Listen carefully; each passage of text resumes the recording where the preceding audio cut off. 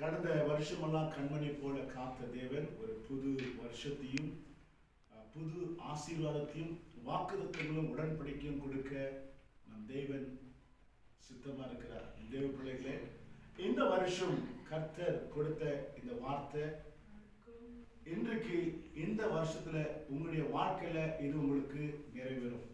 தேவ பிள்ளைகளே, பார்க்கலாம் வாங்க. லேவியராகமம் புஸ்தகத்துல 26ஆம் அதிகாரத்துல 12ஆம் வசனம் இப்படியாக சொல்லுகிறது: நான் உங்கள் நடுவிலே உலாவி உங்கள் தேவனாய் இருப்பேன் என்று சொல்லுகிறார். நான் உங்க நடுவிலே உலாவி உங்கள் தேவனாய் இருப்பேன், நீங்கள் என் ஜனமாய் இருப்பீர்கள்.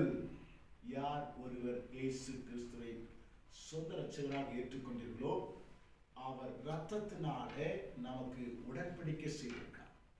நாம நியமிக்கப்பட்டிருக்கிறோம், வேர் பிரித்து எடுக்கப்பட்டிருக்கிறோம் அவருடைய ராஜ்யத்துக்காக. அப்படியாக இருக்குது. இந்த ஆசீர்வாதம் எப்படி என்றால், அவர் உங்களோடு கூட வாசம் செய்து உங்களுடைய தேவனாயிருந்து, நம்முடைய தேவனாயிருந்து அவர் செய்ய போற காரியங்களை தியானிக்கலாம் வாங்க.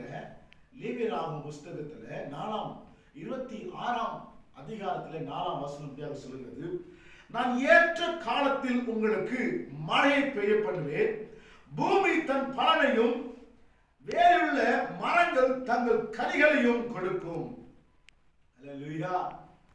ஆவிக்குரிய மழை ஒன்று இருக்குது, அது உங்களுக்கு மகத்தான ஆசீர்வாதத்தை கொடுக்கும். பாருங்க, இந்த உலகத்துக்கு பெய்யக்கூடிய மழை என்ன பண்ணுமா, பூமிக்குரிய பயிர்கள் விளையும், மரத்துல விளைச்சல் அதிகமா இருக்கும், நீ திருப்தியா சாப்பிடுவியா. திராட்சை பழமும் பறிக்கும் காலம் வரைக்கும் போரடிப்பு காலம் ஒன்று இருக்கு. திராட்சை செடியை நட்டுட்டு காத்திருக்கணும். ஆனா அந்த பழம் வெட்டு அறுவடை செய்ய வரைக்கும் நமக்கு ஒரு போரடிப்பு காலம் ஒன்று இருக்குல்ல. அதற்கு அவர் சொல்லுகிறார், கர்த்தர் சொல்லுகிறார், கர்த்தரை நம்பி இருக்கிற பிள்ளைகளுக்கு விதைப்பு காலம் வரைக்கும் திராட்சை பழம் பறிக்கும் காலம் இருக்கும். நீங்கள் உங்கள் அப்பத்தை திருப்தியாக சாப்பிட்டு உங்கள் தேசத்தில் சுகமாய் குடியிருப்பீர்கள் என்று சொல்லுகிறது. தேவ பிள்ளைகளே, திராட்சை பழம் அறுவடை செய்யற காலங்கள்ல நாம விதைகளை விதைத்து இதை திருப்தியாக சாப்பிட்டு இருப்போம். இது விதைக்கிற நேரத்துல அதை அறுவடை செய்வோம். அப்படியாக இதை அறுவடை செய்யற நேரத்துல அதை விதைத்திருப்போம். அப்படியாக கர்த்தர் பல விதத்துல உங்களுடைய தேவைகளை சந்திக்க வல்லவராக இருக்கான். என் தேவ பிள்ளைகளே, தேசத்தில் சமாதானம் கட்டளை இடுமே, தத்தளிக்க பண்ணுவார் இல்லாமல் படுத்துக் கொள்வீர்கள். துஷ்ட மிருகங்களை தேசத்தில் இராதபடிக்கு ஒழிய பண்ணுவேன், பட்டயம் உங்கள் தேசத்தில் உலாவதில்லை என்று சொல்லுகிறது. தேவ பிள்ளைகளே, ஒரு தேவ தூதன் பட்டயத்தை கொண்டு வந்தால் அந்த தேசத்துல, அந்த நகரத்துல அநேக கொலைகளும் அநேக மரணங்களும் நேரிடும். ஆனால் கர்த்தரை நம்பி இருக்கிற பிள்ளைகளுக்கு அவர் சொல்லுகிற காரியம், இப்படியாக துஷ்ட மிருகங்களை நான் வராமல் காத்துக்கொள்வேன் என்று சொல்லுகிறார். நான்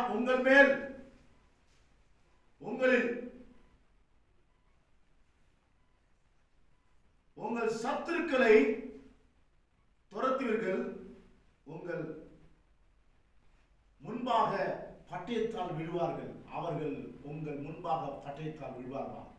உங்களுக்கு சத்துருக்கள் இப்படியாக அவர்கள் உங்க முன்பாக ஓடி போவார்கள். எப்படி என்றால், அடுத்த வருஷம் சொல்லுகிறது, உங்களில் 5 பேர் 100 பேரை துரத்துவாங்க, உங்களில் 100 பேர் 10,000 பேரை துரத்துவாங்க. என் தேவ பிள்ளைகளே, இப்படியான சேனைகளின் கர்த்தர் அவருடைய பிள்ளைகளோடு உலாவிக் கொண்டு அவர் இப்படியான காரியங்களை செய்ய வல்லவராக இருக்கிறார்.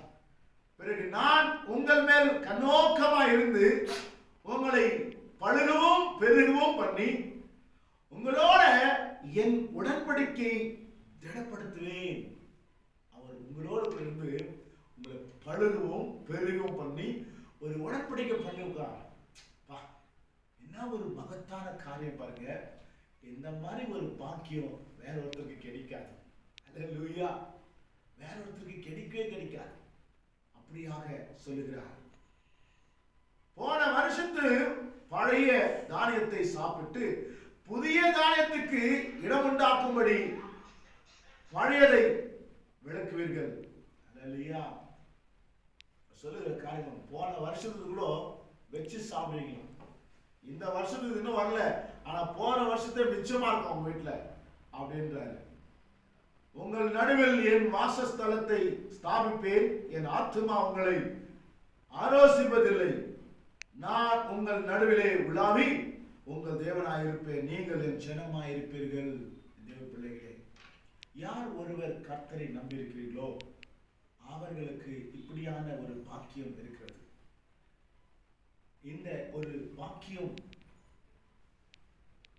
கொரிந்தியர் புத்தகத்தில் சொல்லுகிறது, அவர் நம்மோடு கூட உலாவுகிறார் என்று. கொரிந்தியர் புத்தகம், நீங்கள் ஜீவனுள்ள தேவனுடைய ஆலயமா இருக்கிறீங்க என்று கொரிந்தியர் புத்தகத்துல இப்படியாக 2 கொரிந்தியர் புத்தகத்துல சொல்லுகிறது. என் தேவ பிள்ளையே, அவர் தங்குகிற ஆலயம், அவர் வாசம் பண்ணுகிற இடம், அவர் இருக்கும் பலிப்பிடம் உங்களுக்குள் இருக்கும்போது அவர் உங்களோடு கூட உலாவி அவர் உங்களுக்காக யுத்தம் செய்து இந்த தேசத்தை ஆளுகை செய்கிற தேவனா இருக்கிறார். இதே பிள்ளைகளே, இந்த வருஷம் இந்த வார்த்தை உங்களுக்கு ஆசீர்வாதமா இருக்கும். இந்த வார்த்தை உங்களுடைய வீடுகளில வைத்துக் கொள்ளுங்க, மனசுல இருதயத்துல ஆணித்தரமாக எழுதி வைத்துக் கொள்ளுங்க.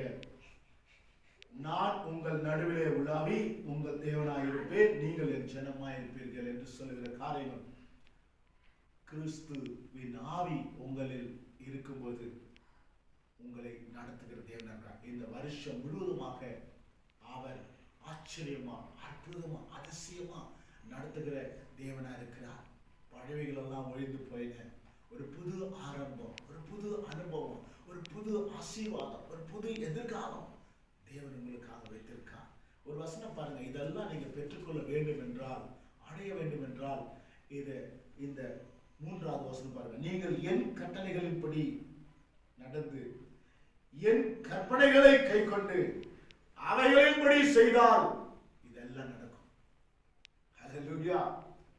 அவருடைய கற்பனைகளை, கட்டளைகளை கைக்கொள்ளுங்க, கற்பனைகளை நிறைவேற்றுங்க. எல்லா வாக்குத்தத்தங்களும் உன் சந்ததி மேல வாய்க்கும், உன் சந்தானங்கள் மேல பெருக்கும். உங்க வீட்டுல ஆடு, மாடு, எல்லா மிருக ஜீவன்களும் பெருக்கி கிடைக்கும். அப்படியான ஜீவனுள்ள தேவன் உங்களோடு கூட வாசம் பண்ணுகிற தேவனுடைய ஆலயமா இருக்கீங்க. கர்த்தர் உங்களை ஆசீர்வதிப்பாராக. செபிக்கலாம். எங்கள் அன்பும் இரக்கமும் நிறைந்த மகா உன்னதமான தேவகுமாரனே, அப்பா, இந்த வருஷத்துல இதை கேட்டுக்கொண்டிருக்கிற ஒவ்வொருவருக்கும் நீ சொன்ன வார்த்தை பலிக்கிட்டும் அப்பா, நிறைவேறட்டும்.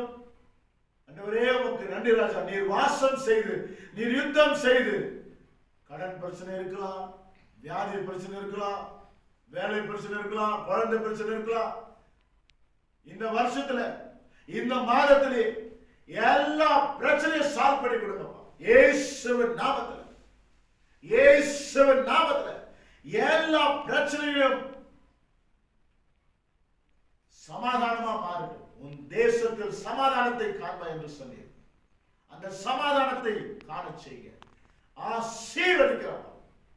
உமக்கு நன்றி என்றவரே. துதி காண மகிமை எல்லாம் உமக்கு செலுத்துகிறோம். இயேசுவின் வல்லமையுள்ள ஜீவனுள்ள நாமத்தில் பிதாவே. ஆமென். ஆமென். God bless you. உங்களுக்கு ஆசீர்வாதமா இருந்தாக்கா இந்த வருஷத்துடைய செய்தியை யாருக்காவது ஷேர் பண்ணுங்க. நீங்க சப்ஸ்கிரைப் பண்ணாதிருந்தா சப்ஸ்கிரைப் பண்ணுங்க. அநேக தரிசனமான காரியங்களும் தீர்க்க தரிசனமான காரியங்களும் இதில் நாங்கள் அப்லோட் பண்ணுவோம். கர்த்தர் உங்களை ஆசீர்வதிப்பாராக. God bless you.